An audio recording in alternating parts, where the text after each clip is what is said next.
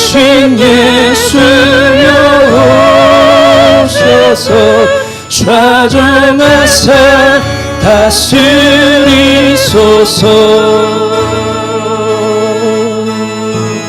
주님을 찬양하오니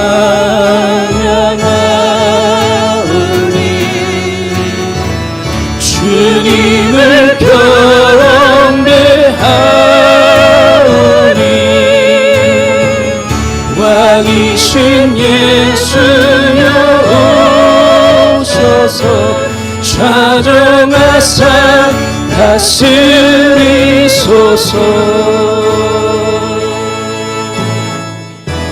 주님의 높고 위대하심을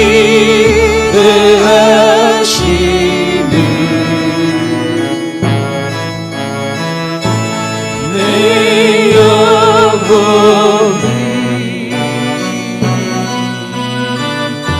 찬양하네.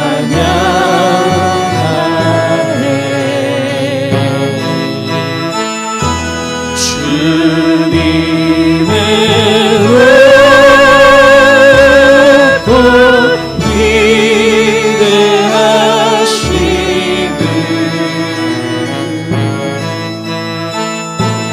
내 영혼이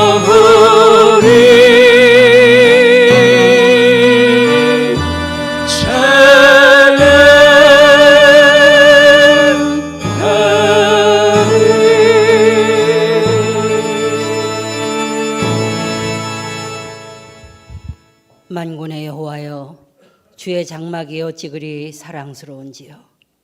내 영혼이 여호와의 궁정을 사모하며 생각하며 내 마음과 육체가 생존하시는 하나님께 부르짖나이다. 나의 왕 나의 하나님 만군의 여호와여, 주의 제단에서 참새도 제집을 얻고 제비도 새끼를 복일 자리를 얻었나이다. 주의 집에 거하는 자가 복이 있나이다. 저희가 항상 주를 찬송하리이다. 주께 힘을 얻고 그 마음에 시온의 대로가 있는 자는 복이 있나이다.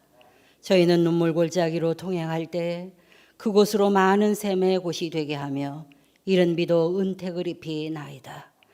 주의 궁정에서 한날이 다른 곳에서 첫날보다 나은즉 악인의 장막에 거하는보다 내 하나님 문지기로 있는 것이 좋사오니 만군의 여호와여, 주께 의지하는 자는 복이 있나이다.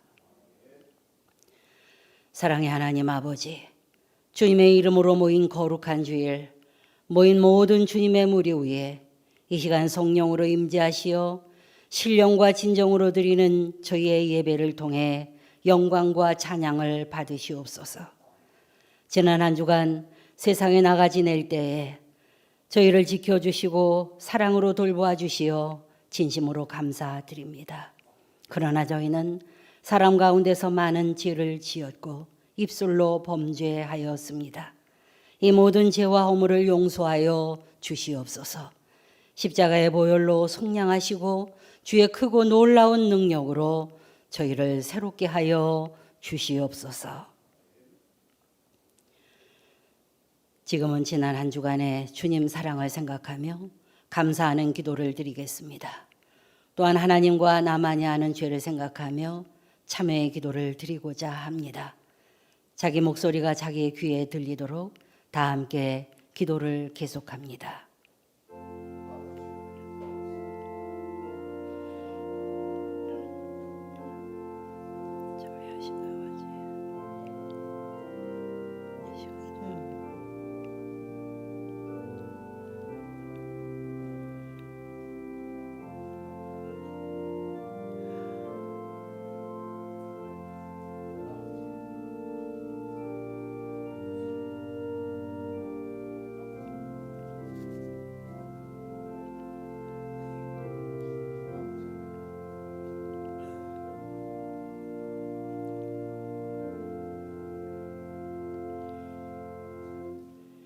내 영혼아 여호와를 송축하라. 내 속에 있는 것들아 다 그 거룩한 이름을 송축하라. 내 영혼아 여호와를 송축하며 그의 모든 은택을 잊지 말지어다. 그가 내 모든 죄악을 사하시며 내 모든 병을 고치시며 내 생명을 파멸해서 속량하시고 인자와 긍휼로 관을 씌우시니 그러므로 주 예수 그리스도 안에 있는 자에게 결코 정죄함이 없느니라. 아멘.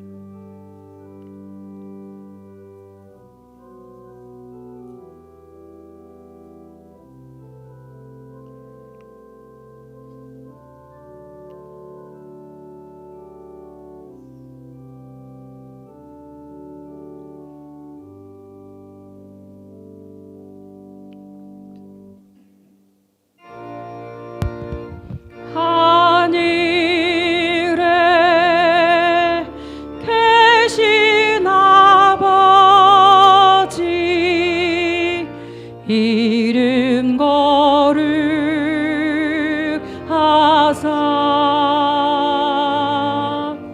주님 나라 임하시고 뜻이 지리다.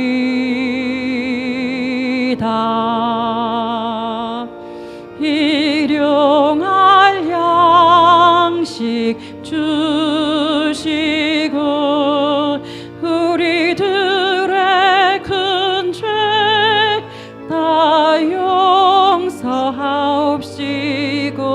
또 시험에 들게 마시고 악에서 구원하소서.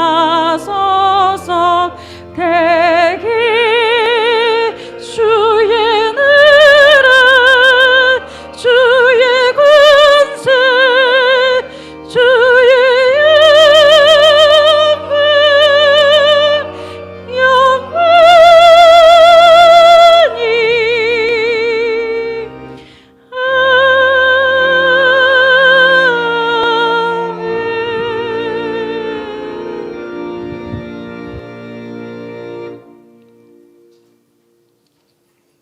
생명의 근원이시며 우리의 반석이 되시는 하나님 아버지, 온누리에 따뜻한 봄 햇살을 비춰주시고 온 땅에 촉촉한 단비를 내려주사 모든 만물이 새 생명을 누리게 하시고 저희들도 봄의 새 기운으로 움츠렸던 마음을 활짝 열고 사순절 세 번째 주일 예배를 드리게 하시니 진심으로 감사드립니다.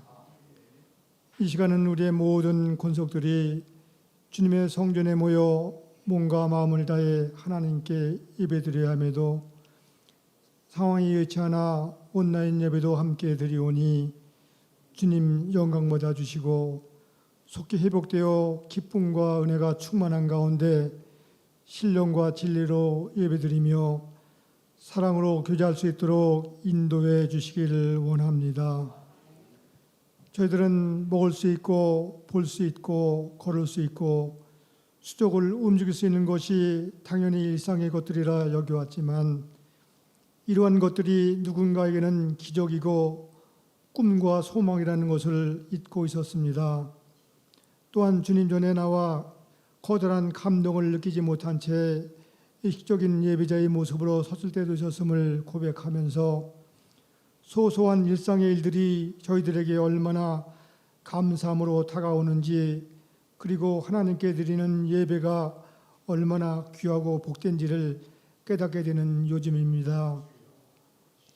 바라옵기는 이러한 상황이 호전되어 모든 성도님들이 하나님의 전에 나와 찬양과 기도로 경배드릴 수 있도록 예비해 주시고 각 교회 학교와 목장, 각 기관 부서의 모임과 행사가 주님의 은혜 가운데 하루속히 다시 열리도록 도와주시며 병마와 싸우고 있는 예시며 하늘들을 주님의 날개글 아래 보호해 주시기를 간구합니다.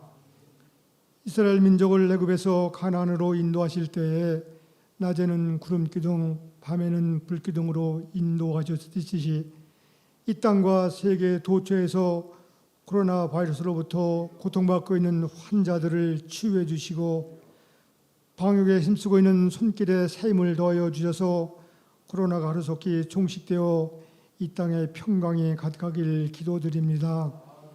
주님께서는 두려움에 처할 때마다 두려워 말라 내가 너와 함께함이라 놀라지 말라 나는 네 하나님이 됨이라 약속하셨음을 믿고 저희들이 처한 고난을 담대히 맡기고 의지하며 기도와 간구로 승리하는 저희 예심의 성도 되기를 원하옵나이다. 다음 달에는 국가적으로 중요한 행사가 있사오니 국가 발전과 경제 성장을 이루는 기회가 되게 하여 주시고 그럴듯한 말로 현혹하는 이들을 지하고 최선을 다하는 참일꾼을 가려 뽑을 수 있도록 지혜를 더하여 주시기를 원합니다. 오늘도 강단에 서신 김혜식 담임 목사님을 기억하여 주시어 기름 부음을 더하여 주시고 권능과 권세의 입술로 생명의 말씀을 선포케 하여 주시며 듣는 자마다 아멘으로 화답하여 이로부터의 축복이 차고 넘치게 하옵소서. 우리의 신임에도 응답해 주시는 하나님 아버지, 코로나 바이러스로부터 상한 심령들을 이루어 주시고 복음의 말씀을 통하여 하나님의 사랑으로 거듭나게 하여 주시고 세상 것이 아닌 하늘의 신령한 것을 위하여 기도하며 달려감으로 귀한 열매의 역사가 차오 넘치길 원하오며 이 모든 말씀 구원의 주로 이 땅에 오신 우리 주 예수 그리스도 이름으로 간절히 기도드리옵나이다. 아멘.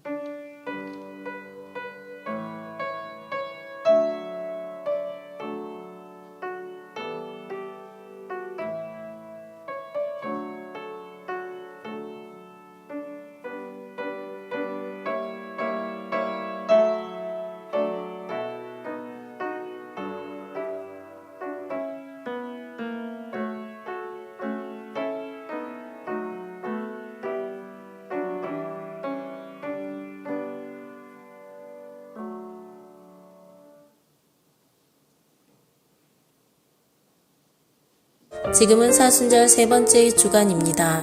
코로나 바이러스로 고통당하는 이들을 위해 기도하며 사순절 고난의 절기를 보내시기 바랍니다. 사순절 기간 동안 코로나 바이러스로 고통당하는 이들을 위한 후원 계좌를 개설하오니 동참해 주시기 바랍니다.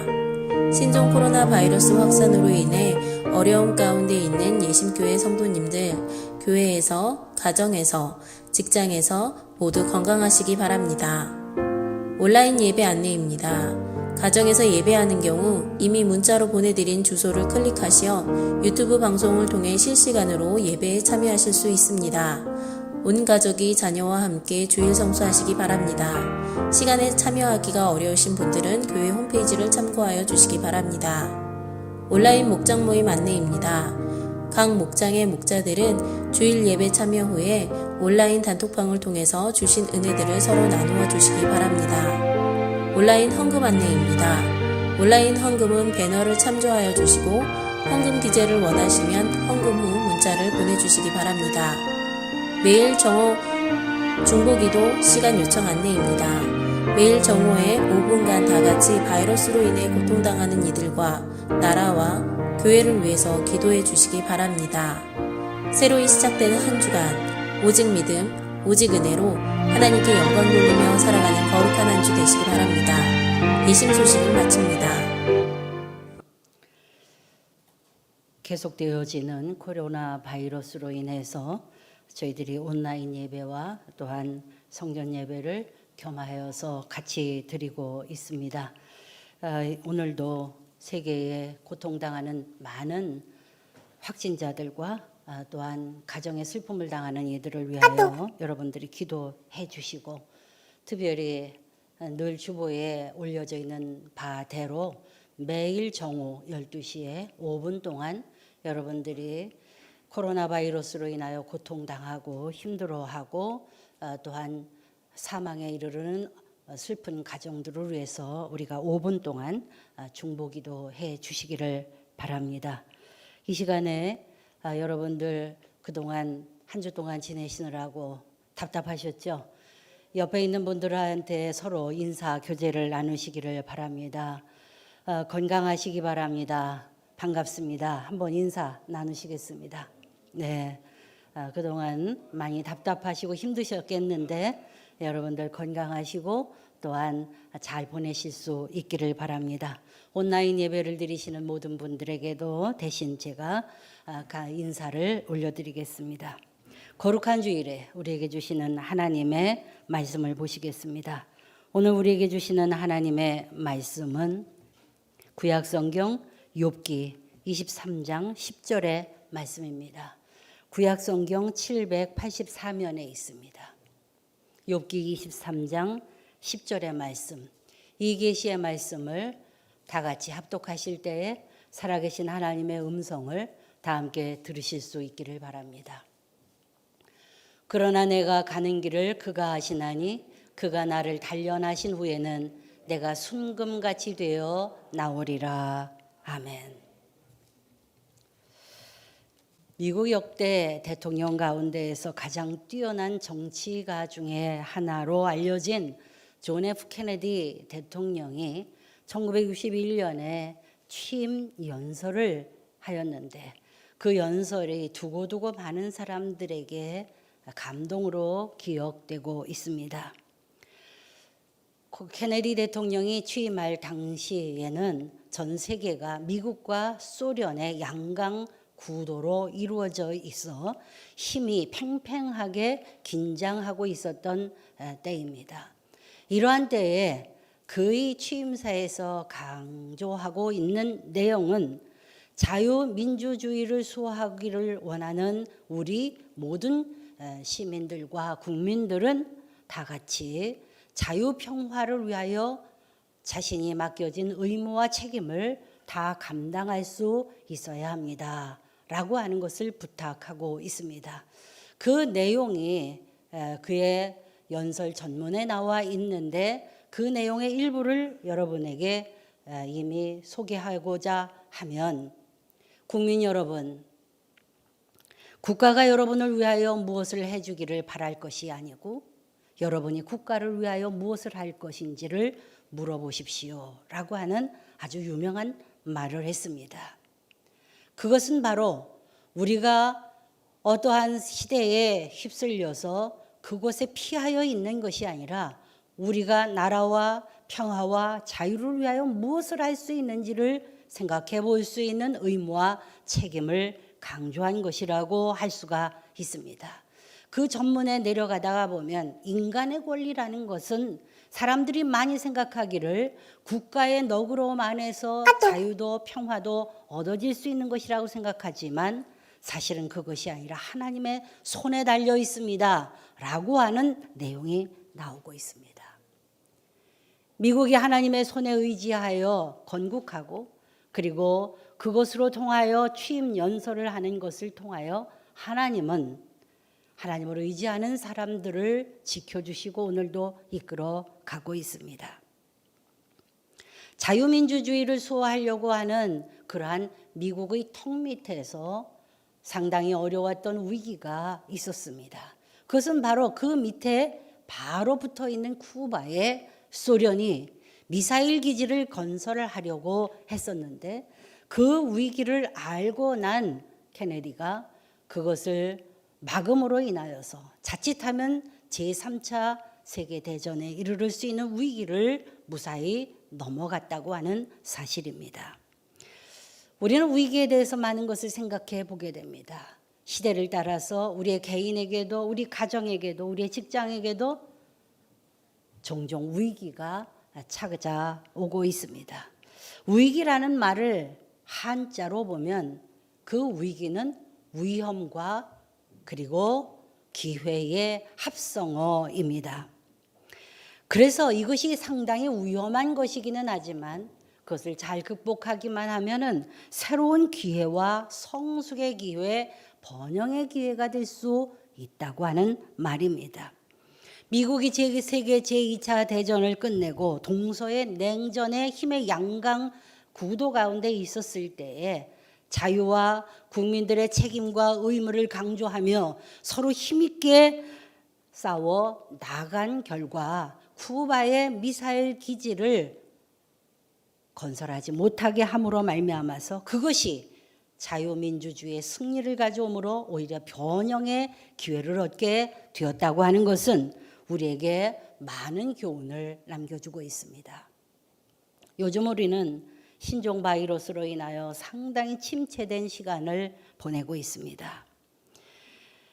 요즘 세계는 점점 확산되어져 있는 신종 코로나 바이러스로 인하여서 이제는 서로가 교류가 끊어지고 대화가 끊어지고 또한 많은 어려움을 겪고 경제가 유례를 찾아볼 수 없는 침체의 국면으로 넘어가고 있습니다. 중국 우한으로부터 시작되어져 있는 이 코로나 바이러스를 통하여 진작 이것을 막지 못한 실수로 인하여서 전 세계로 확산되어지고 자가격리되어지고 수많은 사람들이 가족을 잃어버리고 사망하고 경제활동이 멈춰설고 사람을 피해야 하는 관계의 단절로 연결되어진다는 것은 참으로 21세기를 살아가는 우리들에게 있어서 말할 수 없는 슬픔이 아닐 수가 없습니다. 이런 위기에 우리는 어떻게 대처해야만 할 것입니까? 위험을 통하여 제대로 대처하지 못하면 그것은 말할 수 없는 화와 재난으로 임한다고 하는 사실을 우리는 중국을 통하여 부정적인 예로서 발견하게 됩니다. 처음으로 우한에서 코로나 바이러스 병원균을 발견한 한 젊은 치과 의사가 이것을 발견해내고 정부에 그것을 보고했지만 정부가 이것을 통하여 점점 그것을 막기 위하여 연구하고 애를 쓰고 신속하게 그것을 대처하지 아니하고 오히려 그것을 얘기한 그러한 사람을 데려다가 감옥에 가두고 고문을 하고 입을 틀어막고 하는 일들을 통하여 결국은 사망에 이르게 했습니다. 이것이 사회주의의 현실이죠. 무엇이든지 은폐하고 전체주의적인 모습으로 나가려고 하는 데 있습니다. 우리나라도 이러한 아픔의 시작을 알고 있습니다. 대한의사협회에서 5번이나 참으로 중국에서 오는 항공기를 봉쇄하고자 하는 건의를 했지만 그대로 통과됨으로 인하여서 우리나라도 참으로 많은 사람들이 죽고 어려움을 당하고 있습니다. 통신투자은행인 JP모간이 우리나라가 머지않아 1만 명의 그러한 확진자가 나오리라고 하는 예언을 했지만 그것이 그 전망이 지금 이루어지고 뼈아픈 아픔이 확진자를 통하여 이루어지고 있습니다. 연약한 사람들이 세상을 버리고 떠나고 아픔으로 눈물을 흘리는 그러한 모습이 우리나라에도 이루어지고 전 세계에도 이루어지고 있는 것입니다. 그렇다면 이 위기를 우리가 어떻게 감당해야 되겠습니까? 어떻게 대처해야만 되겠습니까? 초동에 실패한 이 모든 것에 대해서 우리는 원망과 탓만 할 수는 없는 것입니다. 그렇게 해서도 안 되는 것입니다. 이 위험이 오히려 참으로 많은 의료진들을 통하여 헌신적인 노력을 통하여 눈물겨운 수고를 통하여 지금 점점 우리나라에서 진정 국면이 있다는 것은 얼마나 감사한 일인지 모르겠습니다. 우리는 이때에 왜 이런 어려움이 있어지는지 그리스도인으로서 마땅히 해야 할 일들이 있습니다. 그것은 성경이 우리에게 무엇을 말씀하시는가? 하나님은 이 어려운 일에 대해서 무엇이라고 우리에게 메시지를 주고 계시는지를 살펴보는 것입니다. 사무엘상 30장 이하에 보면 위기에 처했을 때의 두 하나님의 사람들에 대한 대처의 모습이 나와 있습니다. 하나는 다윗이고 하나는 사울 왕이었습니다. 둘은 동시에 살아 있었던 사람들입니다. 그런데 이들이 대처한 모습은 정반대였다는 것을 알게 됩니다. 사무엘상 30장 1절에 보면 다윗이 어려움을 당하고 사울 왕에게 쫓기다가 결국은 블레셋의 요청에 의해서 군사들을 이끌고 전쟁터에 나가게 됩니다. 시글락의 자식들과 자녀들과 아내들과 전토를 남겨놓고 그리고 전쟁터에 나갔다가 다시 돌아와 보니까 이게 웬일입니까? 아말렉 군대가 침입해 들어와서 다윗의 아내들과 자녀들과 그리고 모든 백성들의 자녀들, 군대의 모든 병사들의 자녀들까지 몽땅 사로잡혀 갔다는 것을 보게 되었습니다. 정말로 위기가 아닐 수 없었습니다. 이런 어려움 속에 있을 때에 병사들은 다윗에게 원망을 돌리게 되었습니다. 그 원망을 잠재우기 위하여서 변명하지 아니하고 다윗은 하나님 앞에 대면하고 엎드려서 하나님 앞에 간절하게 기도했습니다. 우리가 어려움을 당할 때에 어려움의 원인이 어디 있는가, 그것을 세상으로부터 찾기를 원하는 것이 아니라 하나님에게 찾는 우리의 지혜가 필요한 것입니다. 다윗이 간절히 하나님 앞에 기도하면서, 하나님, 아말렉 군사들이 이곳에 와서 우리의 모든 가족을 다 사로잡아 갔습니다. 어떻게 해야만 되겠습니까?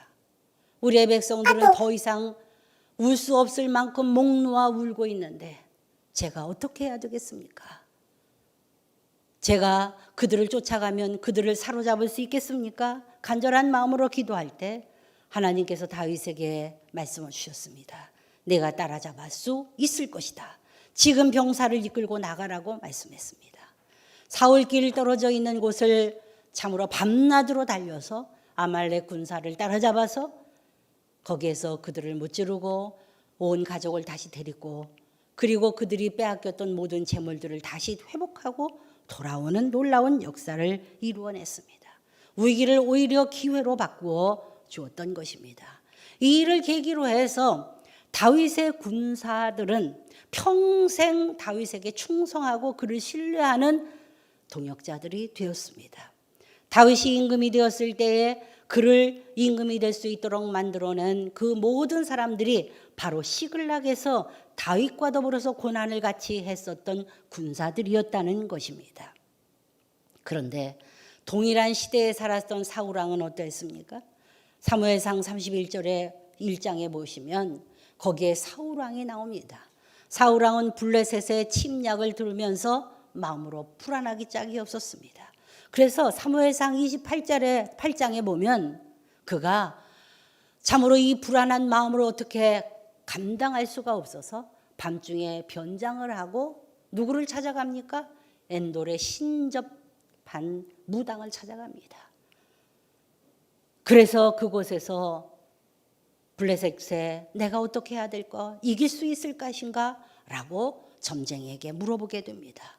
그리고 그에게 신접을 하는 이 사람에게 말하기를 초혼, 다시 말하면 영혼을 불러내어서 그래서 내 앞일을 알게 해달라고 합니다.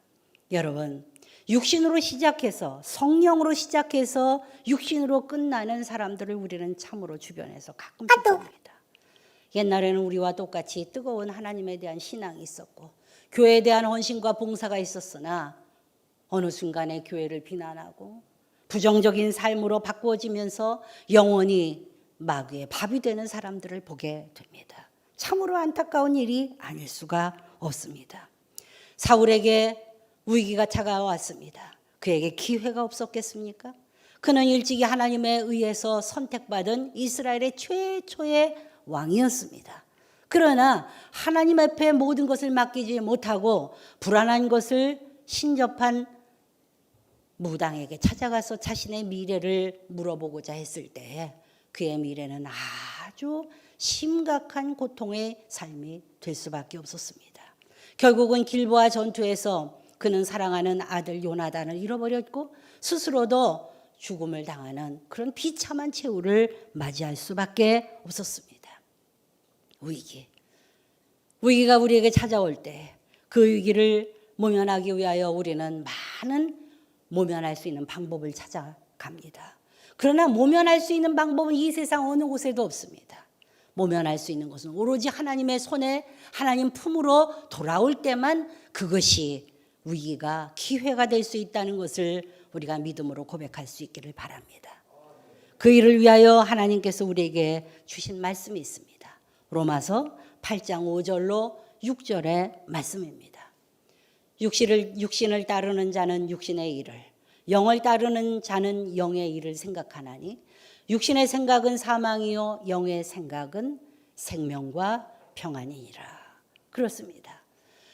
우리가 하나님을 따랐다 하더라도 육신의 불안과 육신의 공포를 이기지 못하는 경우에 결국은 육신의 일을 달고 육신을 위하여 방법을 생각하게 되면 결국은 그것은 사망으로 이르는 것일 수밖에 없다.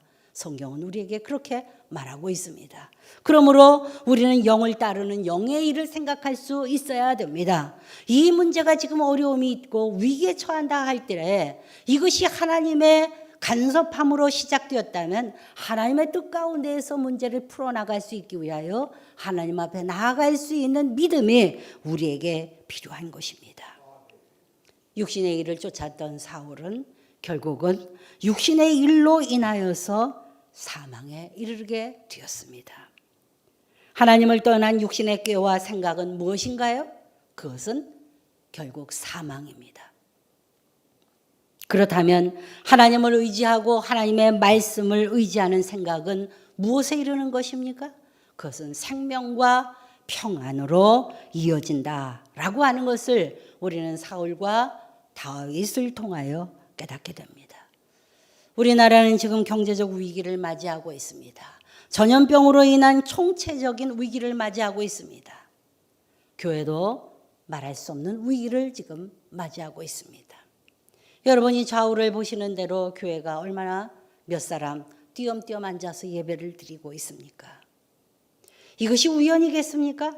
단지 바이러스로만 인하여서 오는 것이겠습니까? 하나님께서 오늘날 한국교회에 주시는 메시지를 들을 수 있어야 합니다. 그리스도인이 예배를 드릴 수 없다고 하는 것은 엄청난 재난이 오는 때, 또한 국가적인 어려움이 오는 때, 그런 때가 아니고서는 있을 수 없는 일입니다. 과거 우리나라가 일제 36년의 어려움을 겪었을 때 일제가 신사참배를 강요하고 총회에서는 하나님을 예배하는 예배당에 일본 천황을 섬기는 신사를 세워놓고 거기에 절하도록 하였고 우리 총회는 그것을 가결하여 신사참배를 하기로 가결한 때가 있었습니다. 예배를 드리지 않게 되었던 때가 있습니다. 이러한 때 외에는 예배를 안 드려본 적이 없었습니다. 그러므로 오늘 우리가 신종 코로나 바이러스로 예배를 드리지 못하고 한다는 이 사건은 단지 바이러스로만 해결되어질 문제는 아닌 것입니다. 우리 민족에게 하나님이 주시는 엄청난, 한국교회에 주시는 하나님의 엄청난 꾸짖음이 우리 안에 있다고 하는 사실을 깨달아야만 할 것입니다. 지난 1980년대부터 2000년대에 이르기까지 우리 한국교회는 말할 수 없는 성장과 부흥의 기간을 맞이했습니다. 1200만이나 되는 엄청난 기독교인들이 있었습니다. 단지 그 당시에 4천만도 안 되었던 인구 속에서 1200만이 그리스도인이라고 하는 사실은 얼마나 하나님께서 이 나라 이 민족에게 축복을 주셨는지를 알게 됩니다. 대한민국은요, 예수 그리스도의 신앙 안에서 건국한 나라이고 헌법이 세워진 나라입니다. 일제 36년의 6.25 전쟁 안에서도 예수 그리스도를 믿는 사람들이 나라를 지켰습니다. 기독교는 단지 하나님만 믿는 기독교로서의 모습으로 끝나는 것이 아니라 나라를 건국하고 나라를 부흥으로 이끌고 하나님의 은혜 가운데 살도록 만들었던 그런 아름다운 역사적인 배경을 가지고 있습니다. 교회가 다시 하나님의 말씀 안에서 선한 청지기로서의 직분을 어떻게 감당할 수 있을지를 생각해 볼 수 있어야 합니다. 그러나 지금의 한국의 교회는 참으로 세상을 향하여 말할 수 없이 부끄러운 모습을 가지고 있습니다. 과거에 일제 36년 기간이나 6.25 전쟁 때에도 교회는 쉬지 않았습니다. 새벽에 하나님의 앞에 눈물을 뿌리고 기도했던 많은 성도들이 있었고 철야 기도를 하면서 하나님의 나라를 이 땅에 인도해내기를 위하여 눈물로 기도했던 처절한 하나님의 놀라우신 은혜를 가슴에 간직한 성령의 사람들이 이 땅을 이끌어갔습니다. 그러나 지금 한국교회는 어떠합니까? 특별히 강남은 어떠합니까? 교회가 한참 부흥했을 때에 강남 지역만 놓고 본다면 두 사람의 한 집 걸로 한 집이 예수 그리스도를 믿는 사람들로 채워졌습니다. 그래서 지성인의 대표 브랜드가 기독교 신자라고 하는 말까지 나올 수 있을 정도로 하나님은 이 땅에 엄청난 기독교의 부흥을 허락하여 주셨습니다. 그런데 지금은 교회의 순환 시대입니다. 세상이, 우리가 세상을 밝히는 것이 아니라 세상이 교회를 걱정하고 염려하고 교회를 비난하기에 이르렀습니다. 많은 교회는 아니지만 일부 대교회를 중심으로 해서 교회가 서로가 분열되어서 피켓을 들고 싸움박질을 하고, 그것도 모자라서 세상 법정에 나가는 일들을 하고, 목회자들이 성적으로 윤리적으로 문제가 되어서 사회면을 채우기도 하고, 또한 물질을 재정적으로 잘못 씀으로 인하여 불투명하게 함으로 인하여서 여러 가지 세상의 피난거리가 되고 젊은이들이 실망하여 교회를 떠나는 일들이 일어나기에 이르렀습니다. 하나님은 불꽃 같은 눈으로 우리를 바라보십니다. 이 시대의 이 어려움, 교회가 문을 닫는 일들이 일어난다는 것이 결코 적은 일이 아니라고 하는 사실을 우리는 다시 한번 깊이 깨달으면서 이 고난이 어디로부터 오는 것인가? 이것이 하나님의 인도하심 가운데에서 우리에게 주시는 메시지가 있음을 다시 한번 생각해 볼 수 있어야만 할 것입니다. 그래서 오늘 하나님은 우리에게 욥을 통하여 우리에게 보여주시는 말씀이 있습니다. 일찍이 욥은 하나님 앞에서 가장 동방에 의로운 사람이었습니다. 그런데 그에게 갑자기 시련과 환난이 닥쳤습니다. 무슨 일로 인하여 이러한 고난이 임하여지는지, 이러한 환난이 임하여지는지 알 수 없는 상황이었습니다. 하루아침에 재산이 다 날아가고 아들, 딸들이 모두 다 죽임을 당하고, 그리고 하루아침에 질병에 걸려 불치의 병에 이르르고 모든 재산이 다 날아가 버렸습니다. 이 재난을 바라보면서 그의 아내는 차라리 하나님을 원망하고 죽으라 라고 하는 저주를 남편에게 퍼붓기도 하였습니다. 설상가상으로 그가 의지했었던 믿음의 친구들이 그에게 찾아와서 내가 죄를 짓지 않았으면 어떻게 이런 고난이 너에게 올 수 있느냐라고 하면서 그에게 죄인에 대한 책망을 하고 그를 많은 사람들 앞에서 책망하고 질책하고 정죄하였습니다.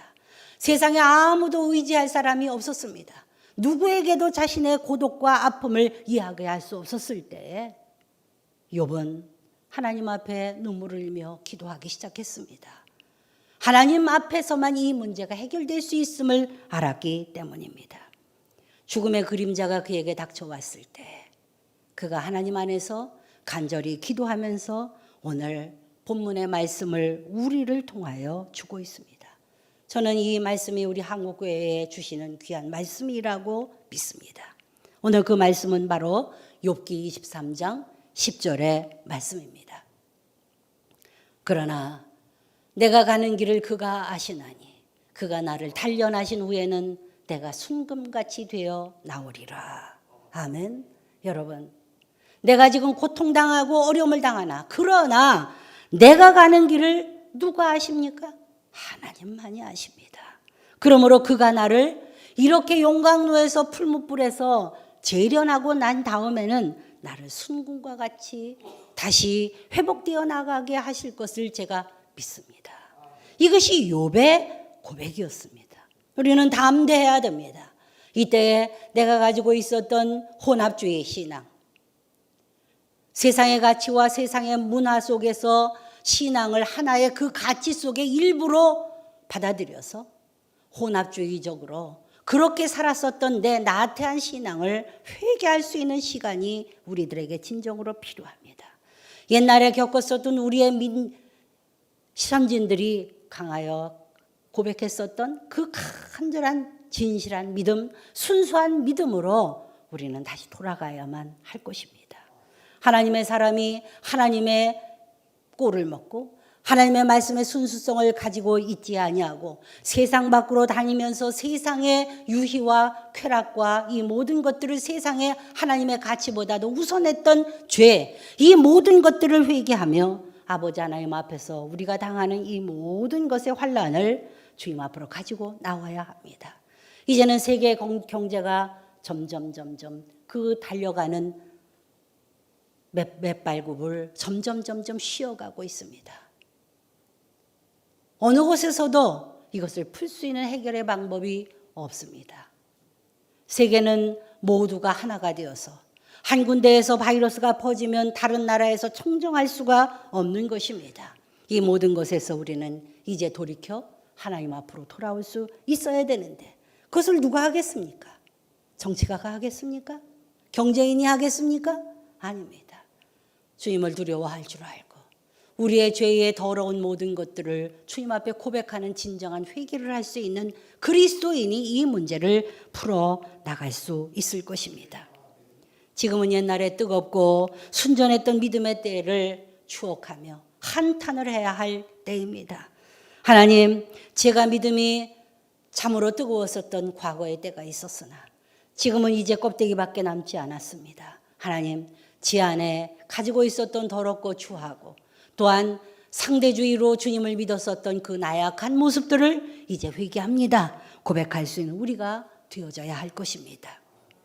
요한계시록 2장에 보면 예수 그리스도께서 에베소 교회에 대해서 이런 말씀을 하셨습니다. 에베소서 요한계시록 2장 4절로 5절의 말씀입니다. 그러나 너를 책망할 것이 있나니 너희 처음 사랑을 버렸느니라. 그러므로 어디서 떨어졌는지 생각하고 회개하여 처음 행위를 가지라. 내가 주님을 위하여 얼마나 열심으로 일했으며 얼마나 이단을 대항하여서 얼마나 교리를 지키기 위하여 인내하고 싸웠는지를 내가 다 안다. 너의 수고와 봉사와 열심을 내가 다 안다. 그러나 내가 너에게 책망할 것이 하나가 있다. 그것은 너의 처음 사랑을 네가 버렸다는 것이다. 오늘 우리에게 주님께서 깊은 내용에 찾아오셔서 하시는 말씀입니다. 그러므로 내가 어디에서 떨어져 나갔는지를 생각하고 회개하여 처음 사랑을 그 처음의 행위를 가지라. 오늘 이 말씀이 저와 여러분에게 깊이 다가오고 한국교회에 다시 돌아가 올 수 있게 되기를 바랍니다. 그래서 신앙의 진보를 다시 한번 고백하는 저와 여러분이 되시기를 바랍니다. 한국교회는 이제 성장의 단꿈에 빠져 더 이상 기도하지 않습니다. 더 이상 내 영혼을 위하여 헌신하지 않습니다. 더 이상 빈자리에 있는 영혼에 대한 아픔을 잃어버린 지 오래되었습니다.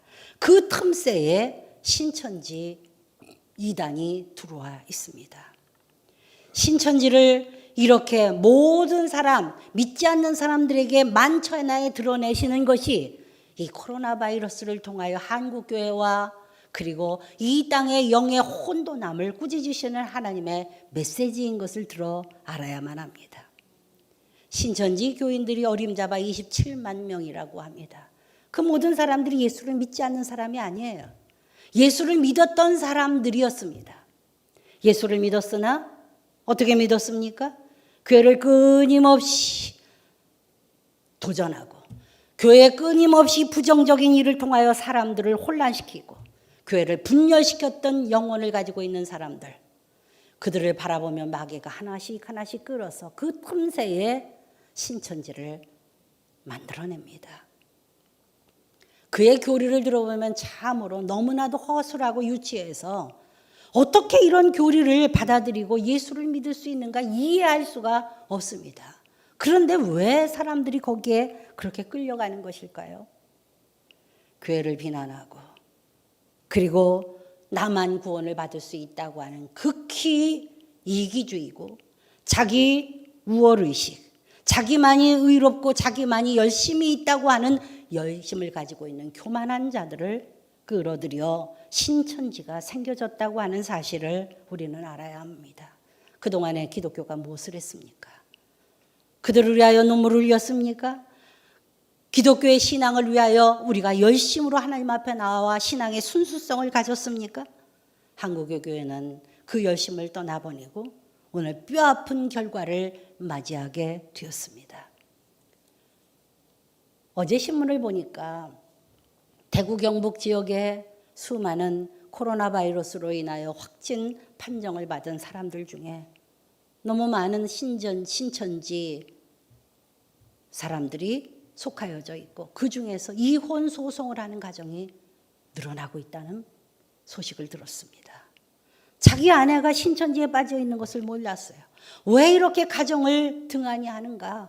왜 이렇게 밥도 안 해주고 어디를 그렇게 열심히 다니는가? 왜 이렇게 남편의 돈들이 자꾸만 어디로 없어지는가? 생각하고 너무 안타까웠는데 자기 아내가 신천지라고 하는 사실을 알게 되면서 도저히 이런 사람하고 살 수가 없다고 하는 이혼 소송이 늘어나고 있다는 것입니다.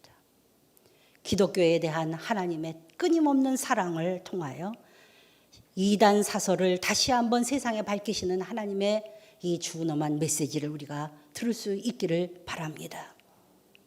신천지는요, 믿음이 없는 사람을 찾아다니지 않습니다. 소위 교회 다니면서 소위 교회에 대해서 여러 가지로 불신앙적인 사고를 가지고 있는 사람들을 찾아다닙니다. 그리고 아무것도 알지 못하는 젊은 청년들을 찾아다닙니다. 3월 12일 날 신문에서 제가 보니까 중국 우한 지역에 있는 한 중국인 청년이 상담학을 공부하고 심리학을 공부하는데 길거리에서 한 청년이 심리 테스트를 하고 심리학 공부를 가르쳐 준다고 해서 거기에 이름을 쓰고 전화번호를 썼다가 연락이 오고 더욱더 그 많은 것에 꼬임에 빠졌어. 지금은 대학을 다니면서 아르바이트를 해서 19가지나 넘는 헌금을 바치느라고 만두맨이 되었다. 만두맨이 뭡니까? 이렇게 물어보니까 만두 2알씩 한 끼에 먹고 나머지는 모두 헌금에 바친다는 거죠. 지난 5년을 피폐하게 보냈던 세월을 한탄하며 눈물을 흘리는 기사가 나와 있던 것을 봅니다. 영혼을 도둑질하는 것이죠. 그들은 그것을 추수꾼이라고 말합니다. 그리고 그것을 모략전도라고 얘기합니다. 모략이 무엇입니까? 거짓말로 영혼을 빼앗는 음모를 이야기하는 것입니다. 부끄러움을 모르죠. 두려움을 모르죠. 영혼에 사로잡혀 마귀에 사로잡혀 있는 모습입니다. 사실 신천지는 이단이 아닙니다. 사이비입니다. 이단이라는 것은 하나님을 믿는 믿음으로 나가다가 나중에 변질되는 것이 이단입니다. 그런데 신천지는 처음부터 시작이 하나님을 믿다가 나중에 잘못된 것이 아니라 처음부터 마귀에 의해서 음모로 영혼을 도둑질하고 파괴하고 가정을 빼앗고 영혼을 빼앗는 것으로 출발했기 때문에 이것을 사이비입니다. 가장 악한 것이죠. 성경은 이것에 대해서 경고하고 있습니다. 베드로전서 2장에 보시면 이러한 말씀이 나오고 있습니다. 베드로전서 5장 8절로 9절의 말씀입니다. 너희는 믿음을 굳건하게 근신하라 깨어라. 8절부터 보여주세요. 근신하라 깨어라. 너희 대적 마귀가 우는 사자같이 두루다니며 삼킬 자를 찾나니 너희는 믿음을 굳건하게 하여 그를 대적하라. 이는 세상에 있는 너희 형제들도 동일한 고난을 당하는 줄 알미라. 아멘. 근신하고 깨어야 될 것입니다. 너희 대적이 마귀가 우는 사자처럼 두루다니며 삼킬 자를 찾음으로 이제 믿음으로 굳건하게 저를 대적하라고 주님은 말씀하고 있습니다. 사랑하는 성도 여러분, 한국교회는 하나님이 아름답게 사랑하시는 교회입니다. 믿음의 선진들이 순교함으로 이 교회들을 이끌어서 한국의 근대화를 이끌고 또한 경제의 부흥을 이끌고 신앙의 순수함과 영혼의 구원을 이끄는 엄청난 일들을 감당해낸 그러한 개국의 공신이 기독교입니다. 이 기독교의 위대한 모습을 하나님께서 다시 회복하기를 원하십니다. 우리가 신앙의 순수함으로 다시 돌아가야 할 것입니다. 욥에게 하나님께서 주신 것이 무엇입니까? 내가 가는 길을 그가 아시나니, 하나님께서 아시나니 그가 나를 단련하신 후에는, 우리가 개인적으로 단련을 받고 사업적으로 단련을 받고 건강으로 단련을 받고 그리고 국가적으로 단련을 받은 후에는 우리가 순금같이 나와 하나님 앞에 다시 한번 하나님 앞에 순전하고 순도 높은 그리스도인으로 다시 서서 나라를 다시 일으키고 국가를 주님 앞으로 인도해내며 불쌍하게 참으로 이단 사이비에게 고통을 당하는 많은 사람들을 주님 앞으로 다시 인도해내는 놀라운 힘의 능력이 있는 우리 기독교가 되어져야 할 것입니다. 오늘 예배당에서 예배를 드리는 성도님들, 그리고 온라인 예배를 통하여 예배에 참석하는 주님의 성도님들, 고난의 때가 우리 안에 깊어질 때 이것이 남의 문제가 아니라 나의 문제이고 나 안에 찾아오셔서 주님께서 나를 정케 하시려고 하시는 하나님의 인도하심임을 깨닫고, 아버지 하나님, 제가 죄인입니다. 다시 한번 회개하며 주님 앞으로 순도 높은 그리스도인으로 뜨거운 신앙인으로 다시 돌아갈 수 있기를 간절히 기도하고 회복의 때를 간구하는 우리 모두가 되시기를 간절히 바랍니다. 오늘 말씀을 생각하시면서 우리가 찬양 앞으로 나가시겠습니다.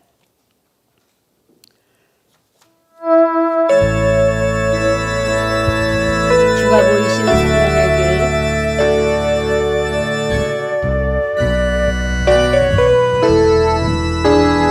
우리가 두 손을 옆으로 들고 하나님 앞에 간절히 기도하는 마음으로 주가 찬양하겠습니다. 보이신 생명의 길, 나 주님과 함께 상한 마음을 들이며 주님 앞에 나가리. 나의 의로움이 되신 주, 그 이름 예수. 나의 길이 되신 이름 예수.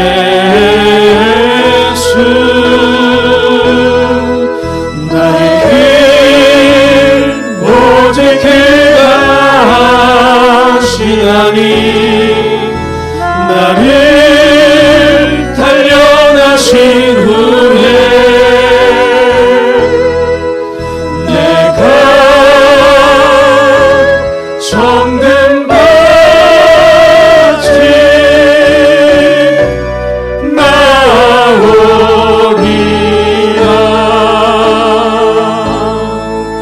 나의 길 오직 그가 하시나니.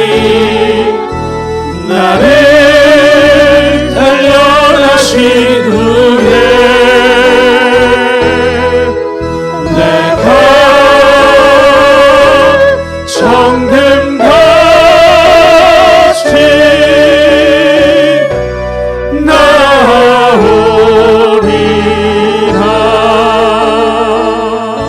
이 시간 다 같이 코로나 바이러스로 고통하는 모든 일들을 위하여, 한국교회를 위하여 뜨거운 마음으로 기도하시겠습니다. 몇 가지 기도의 제목을 놓고 기도하겠습니다. 세계도처로 퍼져가는 확진자들의 회복을 위해서 기도해 주시기 바랍니다. 우리나라에서 죽어가는 모든 이들을 슬픔과 애도하는 마음으로, 특별히 대구 지역을 중심으로 한 바이러스가 전국으로 더 이상 퍼져나가지 않도록 기도해 주시기 바랍니다. 신천지 이단 사이비에 빠져서 오늘도 무서운 구렁텅이에서 빠져나와 헤어나오지 못하는 불쌍한 사람들이 주님 앞으로 다시 돌아올 수 있도록 기도해 주시길 바랍니다. 지금 이 시대는 이념과 지역 갈등으로 서로 분열되어져 있는 너무나도 안타까운 모습의 우리나라가 되고 있습니다. 한국 사회가 주님 안에서 정화되기를, 회개할 수 있는 한국교회가 될 수 있도록 세속화에서 벗어나 영적인 타락에서 벗어나 주님 앞에 순수성을 되찾게 해주시옵소서. 뜨거운 마음으로 다 같이 합심하여 기도하겠습니다. 사랑이 많으신 우리 아버지 하나님, 주님의 은혜와 사랑을 인하여 감사합니다. 오로지 한 분 하나님만이 우리의 영원하신 하나님이신 것을 믿고 고백합니다. 사랑이 많으신 우리 아버지 하나님, 도와주시옵소서. 이 땅에 불어닥치고 있는 코로나 바이러스로 인하여 이 많은 사람들이 죽어가고 아버지 확진으로 인하여서 신음하고 있습니다. 아버지 하나님 도와주시옵시고 인도하여 주시고, 이것이 세계로 퍼져나가며 수많은 사람들이 고통하고 어려움을 나가고 있습니다. 경제가 멈춰서고 사람들이 사람을 피하고 혐오스러워하며 아버지 하나님 관계가 끊어지고 있습니다. 아버지 하나님 도와주시옵소서. 우리가 가장 먼저 하나님 앞에 우리의 자신의 나약했던 모습, 하나님을 떠나고 세속주의 속에서 분열된 모습으로 살아갔었던 모든 것을 회개하오니 주님 저희들을 불쌍하게 여겨 주시옵시고 그 가는 것을 내가 아오니 아버지 하나님 저희들을 정금과 같이 단련하신 후에는 내가 정금같이 나오리라고 하는 욥의 간절한 기도와 같이 우리가 아버지 하나님 이 기회에 주님 앞에서 신앙의 순수성을 회복할 수 있도록 주께서 역사하여 주옵시기를 간절히 바라고 나옵나이다. 아버지 하나님 어찌하면 제가 아버지 하나님 주님 앞에서 신앙을 다시 찾을 수 있을까요? 어떻게 하면 주님 믿음으로 다시 회복될 수 있을까요? 아버지 하나님 도와주시옵시고 이 땅을 구원해낼 수 있는 믿음, 하나님은 이 땅에서 아버지 하나님 주님을 구하고 아버지 하나님 주님의 놀라운 은혜 가운데 이 땅을 주님 앞으로 인도해낼 수 있는 믿음의 용사가 될 수 있도록 다윗과 같은 믿음, 욥과 같은 믿음을 저희들에게 허락하여 주시옵소서. 지금도 한국교회 안에 있는 모든 어려움을 주님께서 인도하시고 신천지 이단 가운데 각종 아버지 하나님 이단 사설에 고통하는 모든 사람들이 다시 아버지 뜨거운 마음으로 다시 회개하고 돌아와 겸손한 마음으로 다시 한번 한국교회가 다시 새로워질 수 있는 놀라운 역사가 이루어지게 하여 주시옵소서. 예수 그리스도의 이름으로 감사하며 기도드리옵나이다. 아멘.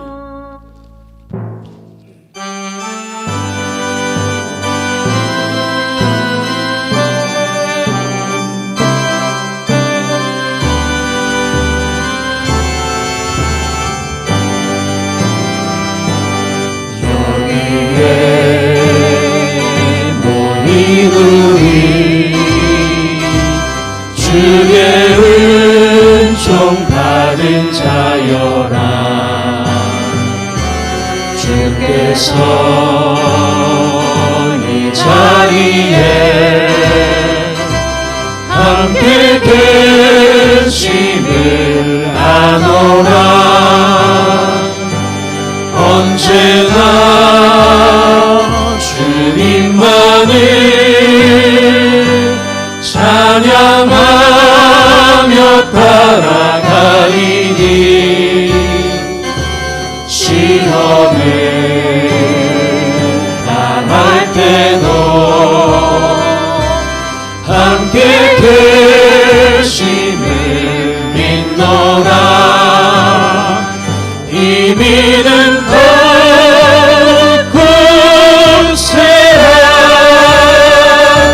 주가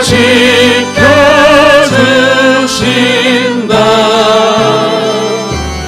어두운 밤에도 주의 밝은 빛 인도하여 주신다. 주님이 가시기 헤아리기 어렵더라도 언제나 주 뜻 안에 내가 있음을 아노라. 사랑과 말씀들이 나를 더욱 새롭게 하니 때로는 넘어져도 최후 승리를 믿노라. 이 믿음 더욱 굳세라. 주가 지켜주신다. 어두운 밤에도 주의 밝은 빛 인도하여 주신다. 주의 뜻 이루어지는 날까지 믿음